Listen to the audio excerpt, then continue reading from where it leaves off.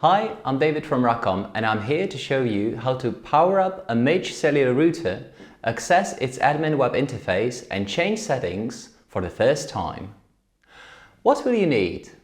One Midge unit, a compatible power supply with a 10-pin connector attached, one data-enabled micro SIM card, Ethernet cable, antenna and a computer. In case you're using a private APN, you will also need connection settings, which usually include access point name, authentication details, and in some cases, a phone number. All major public providers are built in and can be set automatically. Now let's start. First, we need to install the SIM card. Always install the SIM card into an unpowered device, since failure to do so may result in damage to the card. Use a Phillips screwdriver to unscrew the SIM card bay.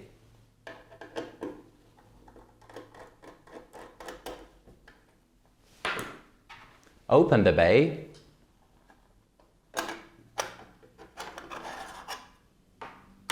There are two SIM card holders. Look for SIM1 mark and slide the SIM card slot holder towards the DIN rail mount about 1 mm. That will allow you to flip the holder up, insert the SIM card and close it by sliding towards the LEDs. Make sure to position the SIM card correctly by watching the cut-off side of the card.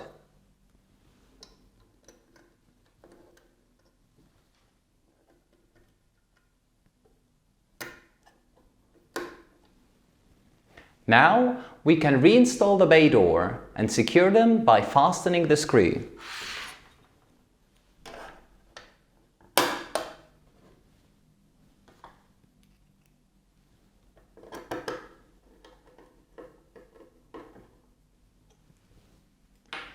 Next step is connecting the antenna. We recommend using two antennas, like this one, to allow for the MIMO feature. In case you only use one antenna, please connect it to the ANT connector.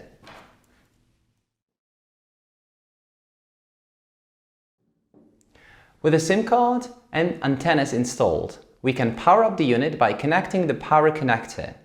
Please make sure you use a compliant power source.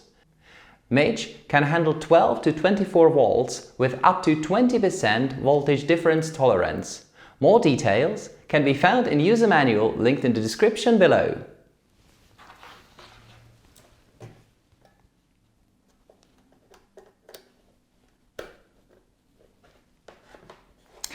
A blinking stat LED shows the unit is booting up.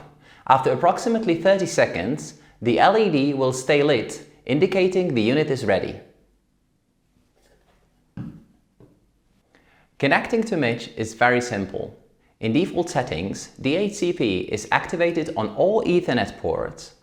So you can simply connect to one of the ports, wait for IP address to be assigned, and then navigate your favorite browser to 192, 168, 1 and 1.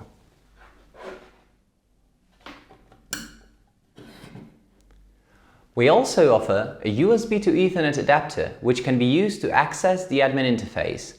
Please refer to our manual for more information.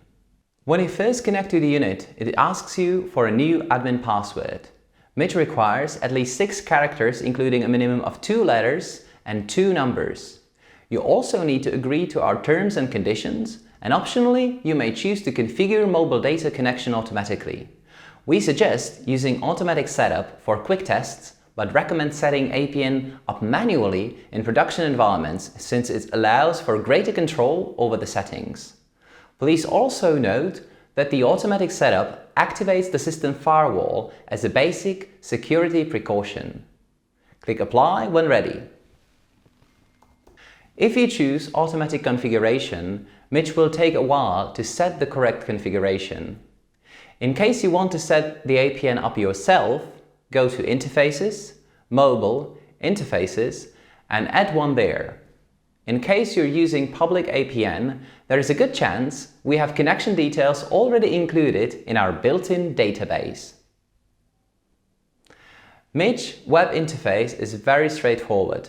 There is a top menu listing the main categories, and an expanded left sidebar menu showing all configuration pages for a selected top menu item.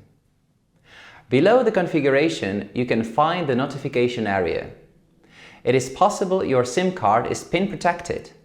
If that is the case, Mitch will not be able to connect to the network just yet.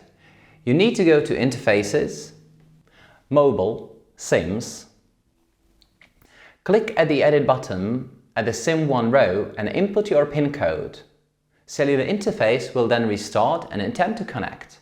You can verify the connection by going to Home, Status and VWAN and looking at the status.